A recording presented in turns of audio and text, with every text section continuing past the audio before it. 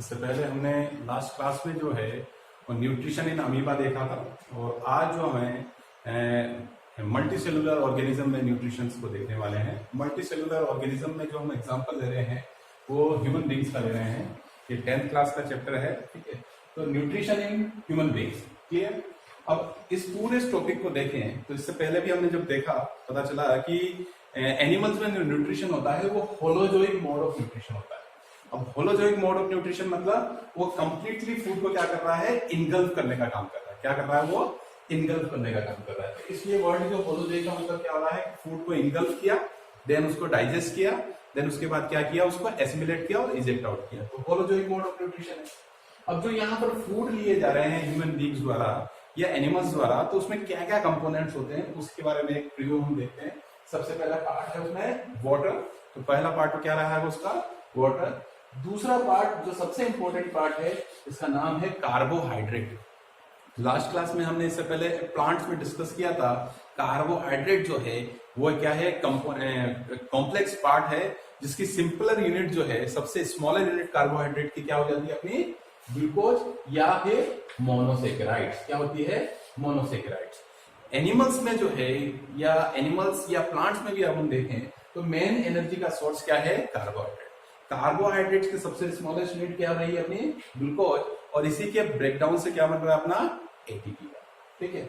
Then तीसरा part इसका आता है फैट्स, ठीक है। फैट्स जिसका दूसरा नाम लिपिड्स भी है, ठीक है। ये भी हमारी बॉडी, ये तो हमारी एनर्जी प्रोवाइड करने का काम कर रहा है। ये जब कार्बोहाइड्रेट नहीं होगा तब ये एनर्जी प्रोवाइड करने का काम कर रहा है, क्लियर। देन उसके बाद आता है प्रोटीन। प्रोटीन जो है वो बिल्डिंग ब्लॉक के रूप में काम करता है, स्ट्रक्चरल कंपोनेंट्स बनाने में हेल्प करता है। प्रोटीन सेल ऑर्गेनल्स बनाने में हेल्प करता है, सेल मेम्ब्रेन्स बनाने में हेल्प करता है। तो स्ट्रक्चरल कंपोनेंट्स के रूप में ये बिल्डिंग ब्लॉक के रूप में होता है। देन मिनरल्स एंड विटामिन, ठीक है। तो ये जो कुछ कंपोनेंट्स हैं जो हमारे फूड के होते हैं और फूड हम इस पर्पज से लेते हैं, ठीक है। नेक्स्ट हम देखें, अगर ओवरऑल डायरेक्टली हम ह्यूमन डाइजेस्टिव सिस्टम पे आए तो ह्यूमन डाइजेस्टिव सिस्टम्स को हमने इस पार्ट में डिवाइड किया है। पहला उसमें क्या होता है, एलिमेंट्री कैनाल, मैंने यहाँ डायग्राम भी बनाया है। तो आप ह्यूमन डाइजेस्टिव सिस्टम में देखेंगे तो दो पार्ट में उसको हमने डिवाइड किया है। पहला पार्ट उसका होता है एलिमेंट्री कैनाल, देन दूसरा पार्ट उसका होता है डाइजेस्टिव ग्लैंड्स। क्या हो रही है उसकी, डाइजेस्टिव ग्लैंड्स। एलिमेंट्री कैनाल्स को अगर हम समराइज करें, देखें तो क्या मिलता है, ऊपर से नीचे की तरफ जाएं तो फर्स्ट पार्ट क्या मिल रहा है आपको, माउथ। तो इस स्ट्रक्चर में आप देखेंगे फर्स्ट पार्ट क्या आ रहा है आपका, माउथ, क्लियर। तो ये पहला पार्ट हो गया एलिमेंट्री कैनाल का, माउथ वाला पार्ट। देन दूसरा पार्ट आता है बकल कैविटी। दूसरा पार्ट क्या आ गया, बकल कैविटी। तो जैसे ही माउथ जो है ये स्लिट लाइक ओपनिंग है, ठीक है, जिसके थ्रू फूड एंटर करता है। जैसे ही आगे की तरफ बढ़ता है तो टीथ, टंग और ये स्पेसियस पार्ट जो है उसको हमने क्या नाम दे दिया, बकल कैविटी। क्या नाम दिया हमने, यहाँ शॉर्ट फॉर्म में लिखा है बकल कैविटी। यहां तक बात क्लियर हुआ, चलिए। तो माउथ हुआ, देन बकल कैविटी हुआ, देन तीसरा स्ट्रक्चर आता है फेरिंक्स। तीसरा स्ट्रक्चर क्या आ गया अपना, फेरिंक्स। तो ये स्ट्रक्चर जो है वो बकल कैविटी स्पेसियस पार्ट है। यहाँ पर बहुत सारे फंक्शंस होते हैं, जब इस डायग्राम पे आएंगे तो मैं आपको एक क्लियर करूंगा। देन उसके बाद यहाँ पर ये जो पार्ट है that is known as pharynx. क्या बोल दिया हमने उसको, फेरिंक्स। फिर उसके बाद ये नेक के थ्रू एक muscular tube like structures continue करता है जिसका नाम क्या है, ईसोफेगस। उसको क्या बोल दिया हमने, ईसोफेगस। तो हमने इसको ओ से साइन आउट किया है यहाँ पर, क्या है ये, ईसोफेगस। देन उसके बाद जे शेप स्ट्रक्चर आपको यहाँ पर दिख रहा होगा। जे शेप स्ट्रक्चर जिसे हमने क्या नाम दिया, स्टमक। क्या नाम दिया है हमने, स्टमक, क्लियर। देन ये आगे लीड करता है छोटी सी लेकिन एलोंगेटेड ट्यूब जिसकी डायमीटर कम है लेकिन एलोंगेटेड है, उसको हमने क्या नाम दिया, स्मॉल इंटेस्टाइन। क्या नाम दिया हमने उसको, स्मॉल इंटेस्टाइन, क्लियर। काफी लॉन्ग होती है लेकिन उसकी डायमीटर कम होती है, ठीक है, इसलिए उसको हमने नाम दिया स्मॉल इंटेस्टाइन, क्लियर। SI से मैंने वहां पर उसको बताया। देन उसके बाद लास्ट पार्ट आता है, नेक्स्ट सेकंड लास्ट पार्ट आता है लार्ज इंटेस्टाइन। स्मॉल इंटेस्टाइन जो है वो इस तरह जो है वो वापस कंटिन्यू करती है, क्लियर।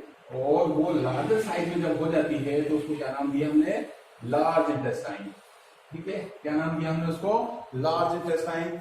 जो बाहर एक ओपनिंग से खुलता है जिसका नाम है, क्या है, ये है एनस, क्लियर। ये इसका पार्ट हुआ एनस का, ये हुआ इसका लार्ज इंटेस्टाइन का, क्लियर। तो ओवरऑल अगर हम एलिमेंट्री कैनाल्स में देखें तो क्या क्या पार्ट मिलता है? पहला पार्ट है माउथ, देन उसके बाद कौन सा आ गया? बकल कैविटी, देन उसके बाद कौन सा पार्ट आ गया? फेरिंग्स वाला पार्ट, देन उसके बाद कौन सा आ गया? ईसोफेगस, स्टमक वाला part, then small intestine, then large intestine और एनस।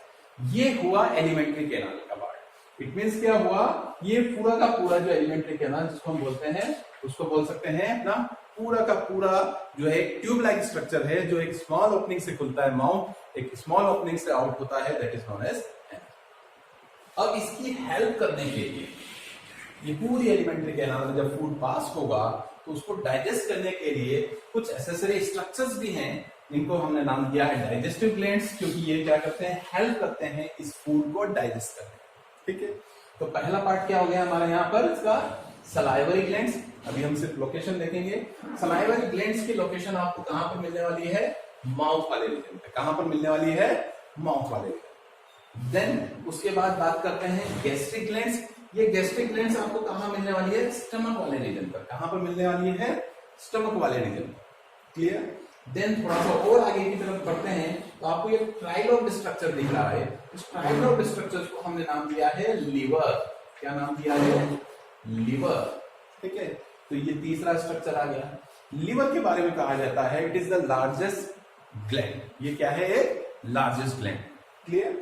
देन उसके बाद आता है पेनक्रियाज। जैसे ही आप आगे बढ़ते हो कहां से? स्टमक से, तो इस तरह का टर्न आपको मिलेगा। टर्न के यहां पर आप देखेंगे, मैंने यहां पर इस तरह का स्ट्रक्चर ड्रॉ किया है। ये पूरे डिटेल डायग्राम में भी मैं आपको बताऊंगा। इसका नाम है पेनक्रियाज। क्या है? पेनक्रियाज। ठीक है, तो पेनक्रियाज से सीक्रेट होगा पेनक्रियाटिक जूस। आगे हम उसका देखेंगे।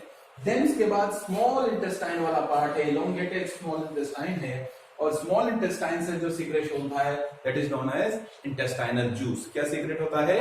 Intestinal juice. तो ओवरऑल हम देखें कि कौन कौन से स्ट्रक्चर जो है वो डाइजेशन में हेल्प करने वाले हैं। तो पहला क्या हो गया? डाइजेस्टिव ग्लैंड्स में पहला कौन सा पार्ट आ गया? Salivary glands. लोकेशन क्या रहेगी बच्चों इसकी? लोकेशन रहेगी माउथ। ठीक है, that is mouth, that is buccal cavity. Then दूसरा स्ट्रक्चर क्या आ रहा है उसका? Gastric glands. इसकी लोकेशन क्या रहेगी हमारा? स्टमक। देन तीसरा स्ट्रक्चर क्या आ रहा है यहाँ पर? लीवर। ये जस्ट स्टमक के नियर बाई है और इसका सीक्रेशन बहुत इंपॉर्टेंट है। लीवर जो है हमारी बॉडी का बहुत इंपॉर्टेंट स्ट्रक्चर है, डिटॉक्सिफिकेशन में हेल्प करता है, उसके अलावा मल्टीपल फंक्शंस ये करने वाला है। देन उसके बाद आता है पेनक्रियाज। बहुत इंपॉर्टेंट स्ट्रक्चर है जो यहाँ पर स्मॉल इंटेस्टाइन का फर्स्ट पार्ट जिसका नाम है डुओडेनम। क्या नाम है? डुओडेनम। उसके यहाँ पर एक लीफ लाइक स्ट्रक्चर्स होता है, लीफलेट लाइक स्ट्रक्चर्स होता है, और जो सीक्रेट करेगा क्या? Pancreatic juices. देन उसके बाद स्मॉल इंटेस्टाइन से भी सीक्रेशन होगा। मेजर जितना भी डाइजेशन होता है वो स्मॉल इंटेस्टाइन में होता है, तो वहां से जो सीक्रेशन होगा इंटेस्टाइनल जूसेस का। तो ये ओवरऑल हमने पूरे स्ट्रक्चर्स में लोकेशन में देखा। अब आगे की तरफ हम बढ़ते हैं कि किस तरह।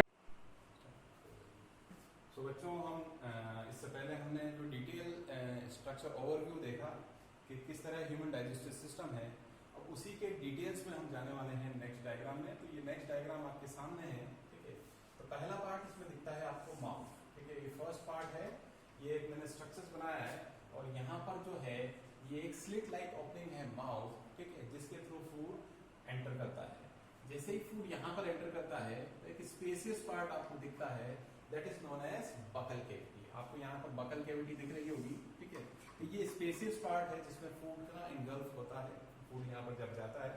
तो इस बकल कैविटी के कुछ पार्ट्स मैंने यहाँ पर लिखे हैं ताकि उसमें ज्यादा टाइम ना लगे। तो पहला पार्ट यहाँ पे लिखा हुआ है पैलेट। इसको मैं एक्सप्लेन करता हूँ पैलेट क्या होता है। बच्चों यहाँ पर जो ये पूरा स्पेसियस पार्ट है ये लोअर साइड से, टंग से, और अपर साइड से जो स्ट्रक्चर से सराउंडेड रहता है उसका नाम है पैलेट। तो ये पैलेट जो है अपर साइड में जो स्ट्रक्चर है उसका नाम है पैलेट, और ये पैलेट जो है वो यहाँ पर भी एक कैविटी है जिसको हम नाम देते हैं नेजल कैविटी। क्या नाम देते हैं? नेजल कैविटी, क्योंकि नॉस्ट्रिल से जब यहाँ पर एंटर करती है एयर तो यहाँ पर भी एक स्पेस होता है, तो उसका नाम है नेजल कैविटी। क्या है?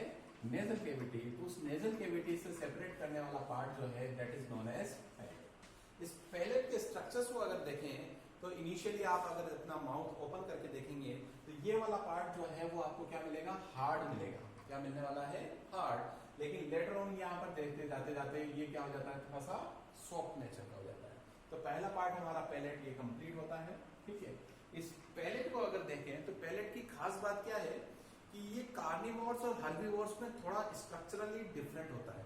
कार्निवोर्स में अगर देखें, अगर माउथ आपने किसी कार्निवोर्स का खुला हुआ देखा होगा तो आपको इस तरह के रिजेज मिलेंगे वहां पर, ठीक है, लेकिन हर्बीवोर्स में नहीं मिलेंगे। तो ऐसा क्यों होता है, क्योंकि कार्निवोर्स का जो फूड हैबिट है वो क्या है, फ्लैश, और उस फ्लैश को जब मैस्टिकेट किया जाएगा तो मैस्टिकेट होने पर वो फिसलता है। तो फिसलने से रोकने के लिए वो स्पीड ब्रेकर लाइक स्ट्रक्चर्स होते हैं, ठीक है, और इस स्पीड ब्रेकर स्ट्रक्चर्स जो है वो ये हेल्प करते हैं कि वो फूड को होल्ड किया जा सके। क्लियर। तो पैलेट का सिग्निफिकेंस यहाँ पर ये है। देन पैलेट का सिग्निफिकेंस एक और है कि पैलेट का लास्ट का पार्ट जो है वो हैंगिंग स्ट्रक्चर होता है, इस तरह का हिलता हुआ स्ट्रक्चर है, और वो हैंगिंग स्ट्रक्चर जो है वो जब आप फूड को इंगल्फ करते हैं तो यहाँ पर नेजल चेंबर को ब्लॉक कर देता है, ठीक है, नेजल चेंबर को क्या कर देता है, वो ब्लॉक कर देता है। ऐसी सिचुएशन में क्या होता है, एट ए टाइम या तो आप फूड को इंगल्फ करेंगे या फिर रेस्पायर कर पाएंगे। तो हम कभी कभी देखते हैं कि जब खाना खाते समय हम बात करते हैं तो फूड जो है वो नेजल चेंबर पे चला जाता है और हमें स्नीजिंग होता है। तो दोनों टाइम जो है हमें दो activities, that is the respiration और फूड इंगल्फिंग, एक टाइम नहीं कर सकते, मतलब दोनों में डिफरेंशिएशन है, ठीक है। तो पैलेट वाला पार्ट हुआ। देन बेसल पार्ट जो है उसका रहता है टंग। आप यहाँ पर देखेंगे बगल कैविटी में बेसल पार्ट क्या है, टंग वाला पार्ट क्या पर्पज में आती है, पहला क्योंकि यहाँ पर टीथ हैं तो टीथ क्या करते हैं, फूड को मैस्टिकेट करने का काम करते हैं। और मैस्टिकेट मतलब क्या हुआ, मैकेनिकल डाइजेशन। तो मैकेनिकल डाइजेशन होने के बाद यहाँ पर सीक्रेशन होता है सलाइवरी ग्लैंड्स के सलाइवरी अमाइलेज का। तो टंग का वहां पर हेल्प होता है कि टंग जो है उस सलाइवरी अमाइलेज को मिक्स करने में हेल्प करती है इस फूड के साथ। याद रहेगा पहला function, mixing of salivary amylase into the masticated food. दूसरा, इसका मेन फंक्शन जो है वो वर्ड्स को प्रोनाउंसिएशन में भी है, ठीक है। तो वो डाइजेस्टिव से तो रिलेटेड नहीं है, लेकिन वो उसका मेन फंक्शन भी है, ठीक है। तो हम देखते हैं कि पैलेट एंड टंग दो पार्ट हुए हमारे बटल कैविटी में। तीसरा पार्ट जो आता है वो आता है टीथ। बड़ा इंपॉर्टेंट पार्ट है, आपको ये याद रखना है, बायोलॉजी के पर्पज से आगे के लिए भी बड़ा इंपॉर्टेंट है, ठीक है। तो मैंने यहाँ पर टीथ के कुछ टाइप लिखे हैं। पहला पार्ट दिख रहा होगा आपको, इंसीजर्स। कोशिश कीजिए, आप नए नए वर्ड्स हैं। पहला पार्ट है इंसीजर, ठीक है, फ्रंटल टीथ होते हैं। देन उसके बाद आते हैं कैनाइन, क्या नाम है, कैनाइन। तीसरा पार्ट है उसका प्रीमोलर, एंड देन लास्ट में आता है मोलर, ठीक है। तो इसको शॉर्ट फॉर्म में आप याद रख सकते हो, ICPM। क्या हो गया उसका शॉर्ट फॉर्म, ICPM, ठीक है, क्लियर। तो पहला कौन सा पार्ट हो गया, इंसीजर। देन दूसरा पार्ट कौन सा हो गया, कैनाइन। तीसरा पार्ट उसका क्या हो गया, प्रीमोलर। एंड चौथा पार्ट क्या हो गया अपने टीथ के, मोलर। तो हम देखें कि ओवरऑल ह्यूमन टीथ जो है वो टोटल कितने हैं, 32। उन 32 को हमने जो है इन 4 पार्ट्स में डिवाइडेड है। पहला है, कुछ पार्ट है, कुछ इंसीजर होंगे, कुछ कैनाइन होंगे, कुछ प्रीमोलर होंगे और कुछ मोलर होंगे। इट मींस 32 टीथ जो है आपको वो सिमिलर टाइप के नहीं है, वो 4 सेगमेंट में या 4 टाइप्स में डिवाइडेड है। इसलिए यहाँ पर इनको नाम दिया हमने हिट्रोडोंट। क्या नाम दिया हमने उनको, हिट्रोडोंट। ये वर्ड याद रखिए, मैंने शॉर्ट फॉर्म में लिखा है, H मतलब क्या हुआ, हिट्रोडोंट, क्लियर। देन उसके बाद आप सभी को पता है कि टीथ जो है लाइफ में 2 बार आते हैं, ठीक है। एक मिल्क टीथ होते हैं जो चाइल्डहुड में है, ठीक है, देन किड्स में आते हैं, और उसके बाद फिर परमानेंट टीथ होते हैं। इट मींस आपकी लाइफ में टीथ 2 टाइम्स अपीयर होते हैं, इसलिए दूसरा वर्ड आ जाता है डाइफायोडोंट। ये वर्ड याद रखिएगा, ठीक है। तो पहला क्या हुआ, टीथ जो है वो हिट्रोडोंट है, दूसरा टीथ क्या है अपने, डाइफायोडोंट है। एंड देन तीसरा जो है वो टीथ आपके एक सॉकेट में लगे हुए हैं। अगर मैं इसको गम के स्ट्रक्चर्स बनाता हूं तो टीथ आपके जो है वो अंदर की तरफ सॉकेट्स में लगे हुए हैं। तो ऐसे टीथ को हम नाम देते हैं थिकोडोंट। तो आपको टीथ, आपके टीथ की 3 कैरेक्टरिस्टिक पता चली। पहली थिकोडोंट है, देन उसके बाद हिट्रोडोंट है, देन उसके बाद डाइफायोडोंट है। कितना याद रहेगा, ठीक है। तो टीथ जो है वो आपके बॉडी के सबसे स्ट्रॉन्गेस्ट पार्ट है, और टोटल आपका डेंटल फॉर्मूला आपको याद रखना है, और वो कितना है डेंटल फॉर्मूला, 2 1 2 3। ये लोअर जाके हाफ पार्ट का है या अपर जाके हाफ पार्ट का है, क्लियर। तो इट मींस देखते हैं इंसीजर कितने होंगे आपके 1 क्वार्टर्स में, तो देखिए तो कितना है 2, केनाइन कितने होंगे 1, देन उसके बाद प्री मोलर कितने होंगे 2 एंड देन मोलर कितने होंगे 3। 2 1 2 3 इज द डेंटल फॉर्मूला। और अरेंजमेंट ऑफ टीथ, इसके लिए वर्ड यूज किया जाता है डेंटिशन। क्या वर्ड यूज किया जाता है डेंटिशन। ये वर्ड याद रखिएगा, टीथ का अरेंजमेंट जो है उसके लिए क्या वर्ड यूज किया जाता है डेंटिशन। यहां तक बात क्लियर होगा। तो ये हमने टीथ के बारे में देखा बच्चों। नेक्स्ट, क्योंकि हम बकल कैविटी के स्ट्रक्चर्स को देख चुके हैं, तो अब देखते हैं कि बकल कैविटी में एक्चुअल में डाइजेशन होता कैसे है। तो इससे पहले हमने एसेसरी स्ट्रक्चर्स में देखा कि वहां पर आपको मिल रही है सलाइवरी ग्लैंड्स। क्या मिलने वाली है सलाइवरी ग्लैंड्स। और सलाइवरी ग्लैंड्स का जो सीक्रेशन होगा इसको क्या बोल दिया हमने सलाइवा। क्या बोल दिया हमने सलाइवा। और ये जो सलाइवा है इसमें क्या क्या कंपोनेंट होते हैं। पहला जो इंपॉर्टेंट कंपोनेंट है सलाइवरी अमाइलेज। क्या नाम है उसका सलाइवरी अमाइलेज। दूसरा उसमें जो है वो आपको क्या मिलेंगे म्यूकस। क्या मिलने वाला है म्यूकस वाला पार्ट मिलेगा। तो बच्चों हम देख रहे थे कि सलाइवा में जो है वो आपको मिलेगा सलाइवरी अमाइलेज। देन उसके बाद एक एंजाइम और मिलेगा जिसका नाम है लाइसोजाइम। क्या मिलने वाला है लाइसोजाइम। क्लियर। देन उसके बाद आपको मिलता है म्यूकस। फंक्शन हमने जैसा पहले ही देखा है, सलाइवरी अमाइलेज की फंक्शन है कि ये जो है एक्ट करता है किस पर कार्बोहाइड्रेट पे एक्ट करता है और कार्बोहाइड्रेट के सिंपलेस्ट फॉर्म को तोड़ता है, सिंपलेस्ट फॉर्म में उसको बनाता है। देन दूसरा एंजाइम यहाँ पर आपको मिलेगा जिसका नाम है लाइसोजाइम, जो फूड में जो आपने इंगल्फ किया फूड उसमें चांसेस है कि कुछ जर्म्स हो सकते हैं, उन जर्म्स को क्या करता है किल करने का काम करता है और उसको सॉफ्ट बनाने का काम यहाँ पर म्यूकस करता है। एक और चीज जो मैं आपको बताना चाह रहा हूं तो वो है सलाइवरी अमाइलेज जो है इसका दूसरा नाम है टाइलिन। क्या नाम है टाइलिन। तो एग्जामिनेशन पर्पस से कभी कभी जो है एग्जामिनर जो है वो सलाइवरी अमाइलेज ना पूछकर वो टाइलिन पूछ लेता है। ठीक है, तो ये याद रखिए। तो ये ओवरऑल हमने जो डाइजेशन देखा वो बकल डाइजेशन देखा कि बकल कैविटी में डाइजेशन कैसे होता है। जैसे ही आगे की तरफ बढ़ते हैं तो आपको यहाँ पर ईसोफेगस नाम का एक स्ट्रक्चर नजर आता है और इस ईसोफेगस नाम के स्ट्रक्चर को हम नाम देते हैं फूड पाइप। क्या नाम देते हैं फूड पाइप। मस्कुलर स्ट्रक्चर है। मैस्टिकेटेड फूड जैसे ही यहाँ पर आगे बढ़ेगा कहां पर फेरिंक्स से, तो यहाँ पर जो है जैसे ही उसमें जाएगा तो वो नीचे की तरफ जाएगा, डाउनवर्ड डायरेक्शन में जाएगा। जब डाउनवर्ड डायरेक्शन में जाएगा तो यहाँ की मसल्स ईसोफेगस की क्या होगी रिलैक्स होगी। यहाँ की मसल्स क्योंकि फूड को आगे की तरफ फोर्स करना है इस डायरेक्शन में कॉन्ट्रैक्ट होगी और फूड धीरे धीरे नीचे की तरफ जाएगा। तो इस तरह के स्ट्रक्चर के लिए इस तरह के मूवमेंट के लिए हम एक वर्ड यूज करते हैं पेरिस्टाल्टिक मूवमेंट। तो ये इंपॉर्टेंट है जो आपको याद। पेरिस्टाल्टिक मूवमेंट से फूड कहां पर पहुंचा हमारा जे शेप स्ट्रक्चर में, बहुत इंपॉर्टेंट है। स्टमक उसको बोला जाता है। ठीक है, इस स्टमक की अगर खास बात देखें तो इसका एक पार्ट जो है वो हार्ट के पास में होता है, इसलिए इसको हम नाम देते हैं कार्डियक। क्या नाम दिया हमने उसको कार्डियक पार्ट नाम दिया। एक पार्ट जो कहां पर उसके स्मॉल इंटेस्टाइन के पार्ट में पास में रहता है उसके लिए वर्ड यूज किया हमने पाइलोरिक। क्या वर्ड यूज किया हमने पाइलोरिक। और रिमेनिंग पार्ट के लिए हम वर्ड यूज करते हैं फंडस। क्या वर्ड यूज करते हैं फंडस। ठीक है, तो स्टमक का हमने ये देखा कि एक पार्ट जो है वो हार्ट के पास है, उसके लिए कार्डियक वर्ड यूज किया। देन उसके बाद लोअर पार्ट जो कहां पर है इंटेस्टाइन के नियर बाय है, इंटेस्टाइन में ओपन होता है, उसके लिए वर्ड यूज किया हमने पाइलोरिक।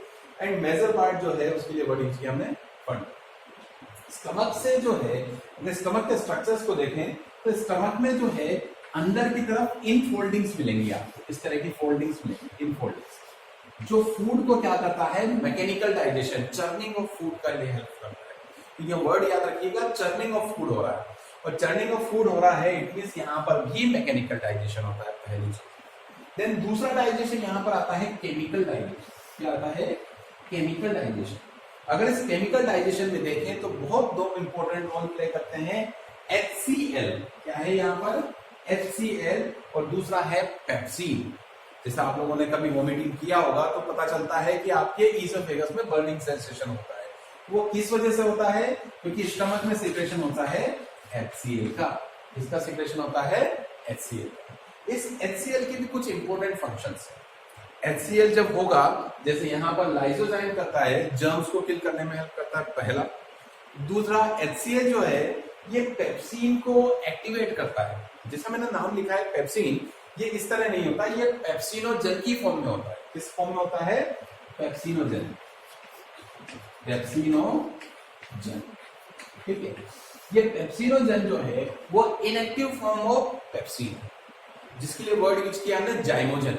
इनएक्टिव फॉर्म जब एंजाइम का होता है तो उसके लिए जाइमोजन वर्ड यूज करते हैं, ठीक है। तो HCl की प्रेजेंस में ये पेप्सिनोजन किसमें कन्वर्ट करता है? किसमें कन्वर्ट होता है? पेप्सिन में। किसमें कन्वर्ट होता है? पेप्सिन। इसके अलावा यहाँ पर आपको म्यूकस भी मिलेगा, क्योंकि HCl है तो HCl जब फूड का डाइजेशन कर सकता है तो स्टमक का भी करेगा। तो यहाँ पर क्या होगा, वो म्यूकस जो है वो पूरी लेयर को कवर करके रखता है, ठीक है। तो इस तरह हम देखते हैं कि स्टमक में जो है वो जो सिक्रेशन होता है, उस ओवरऑल सिक्रेशन के लिए एक वर्ड यूज किया हमने, गैस्ट्रिक जूसेस। और इस गैस्ट्रिक जूसेस में क्या क्या मिल सकता है आपको? HCl मिल सकता है, पेप्सिन मिल सकता है, या छोटे मोटे दूसरे जो एंजाइम्स हैं वो भी मिल। यहां तक बात क्लियर? तो ये हम देखते हैं कि स्टमक का पार्ट है। अब इस स्टमक से आगे लीड करता है स्मॉल इंटेस्टाइन वाला पार्ट, जो हम आगे की तरफ देखेंगे। लेकिन इसी से पहले मैं आपको यहाँ पर ट्राइलोब स्ट्रक्चर के बारे में ओवरव्यू दूं कि ये ट्राइलोब स्ट्रक्चर जो है ये लीवर है, बाइलोब्ड कंडीशन में है। ये ट्रायंगुलर स्ट्रक्चर है जो बाइलोब्ड कंडीशन में है, और इसी के अंदर सिक्रेशन होगा किसका? बाइल जूसेस का। किसका सिक्रेशन होगा? बाइल जूसेस का। टेम्पररी बाइल जूसेस यहाँ पर स्टोर होते हैं स्ट्रक्चर में, जिसका नाम क्या है? Gall bladder. क्या है? गॉल ब्लैडर, ठीक है, क्लियर। और ये अपना सिक्रेशन जो है वो कहां पर डालते हैं? स्मॉल इंटेस्टाइन के फर्स्ट पार्ट में, जिसका नाम है डोडेनम। ठीक इसी तरह यहाँ पर भी लीफलेट लाइक स्ट्रक्चर्स है, जिसका नाम है पेनक्रियास। ये भी सिक्रेशन करता है पेनक्रियाटिक जूसेस का, और ये भी अपना सिक्रेशन कहाँ डालते हैं? डोडेनम। तो बच्चों नेक्स्ट क्लास में जो हम देखेंगे वो स्टार्ट करेंगे कहां से? स्टमक के बाद वाले पार्ट से, ठीक है। Thank you.